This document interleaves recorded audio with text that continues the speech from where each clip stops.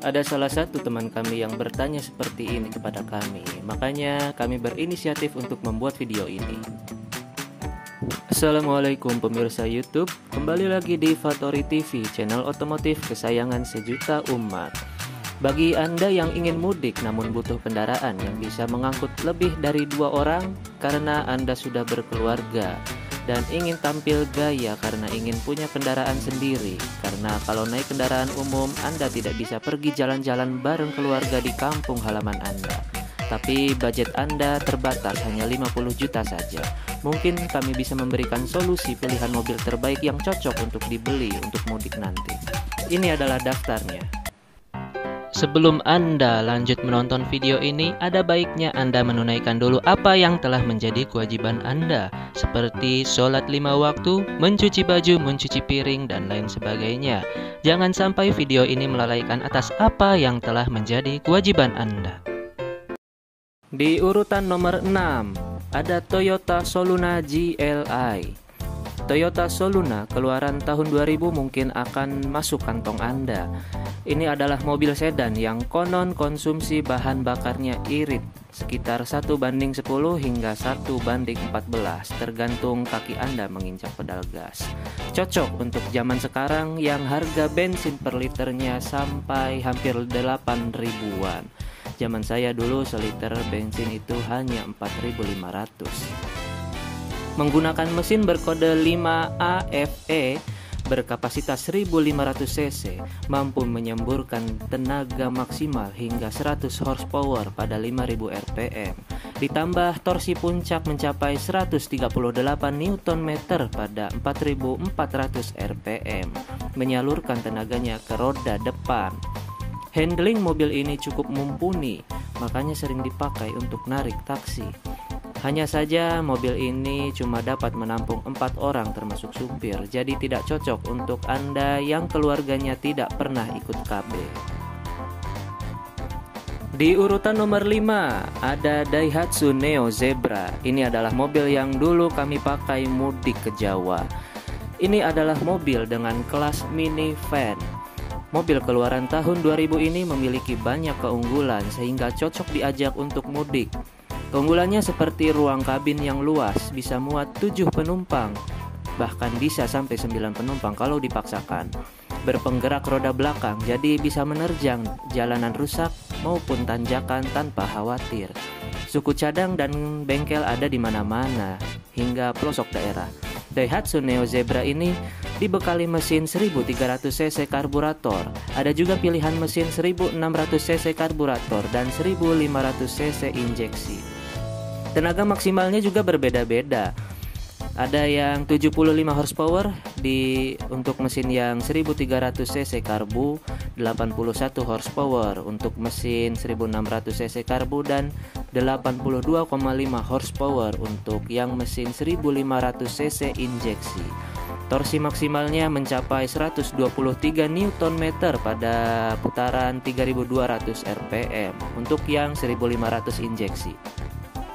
Kekurangan mobil ini adalah konsumsi BBM-nya yang agak boros, lalu posisi mesin yang ada di bawah jok membuat suara mesin masuk ke dalam kabin, jadi berpengaruh kepada kekedapan kabin bagi Anda yang sering terganggu pada suara berisik mesin. Tapi menurut kami itu tidak terlalu masalah. Lalu mobil ini tidak mempunyai bonet, jadi crumple zone-nya adalah kaki Anda sendiri. Di urutan nomor 4, ada Honda Jazz tahun 2004.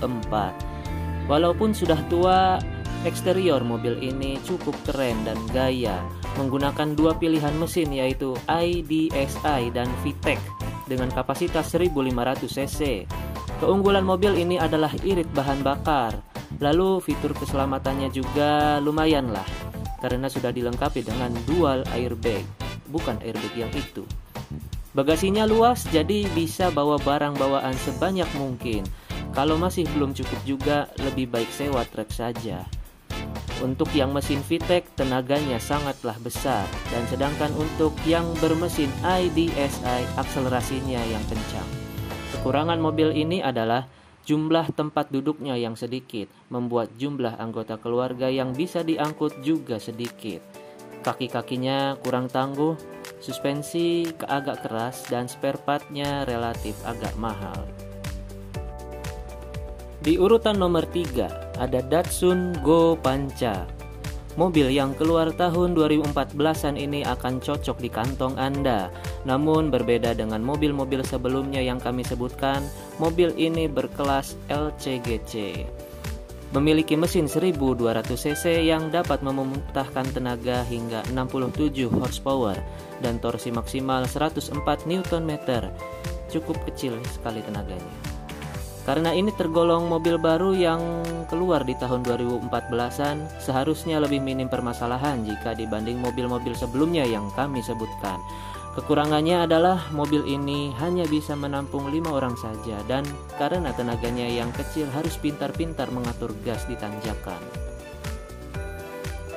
Di urutan nomor 2, di sini ada Suzuki APV. Ini adalah pilihan mobil paling tepat jika Anda ingin dipakai mudik.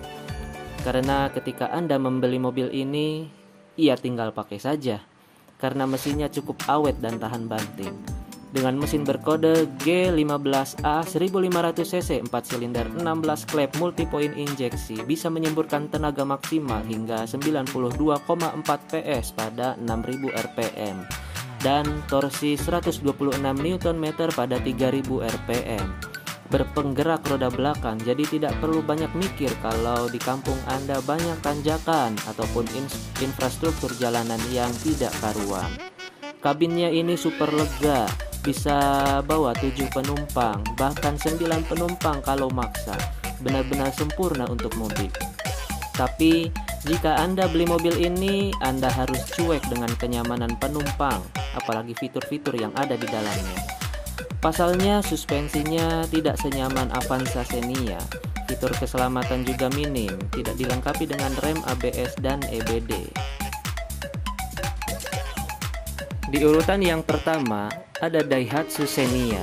Mobil keluaran tahun 2003 ini memiliki mesin 1000 cc yang memuntahkan tenaga maksimal hingga 56 horsepower pada 5600 rpm dan torsi puncaknya 98 Nm pada 3600 rpm. Walaupun tenaganya terlalu lemah, tapi kenapa kami menempatkannya di urutan pertama? Ya karena keunggulannya. Harga mobil ini sangatlah terjangkau dengan budget Anda. Konsumsi BBM juga irit, di kisaran 1:12 hingga 1:15. Beli mobil ini tidak perlu memikirkan biaya perawatan karena sangat murah. Karena mobil ini sangat basic, tidak ada fitur canggih yang aneh-aneh di mobil ini. Suspensinya juga sedikit lebih nyaman dari APV.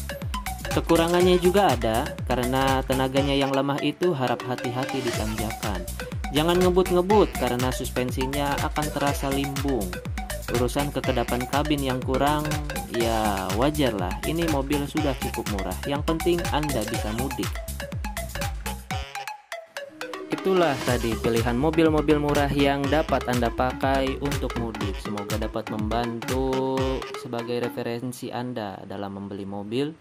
Dan kurang lebihnya saya mohon maaf. Wabillahi taufiq wal hidayah. Wassalamualaikum warahmatullahi wabarakatuh.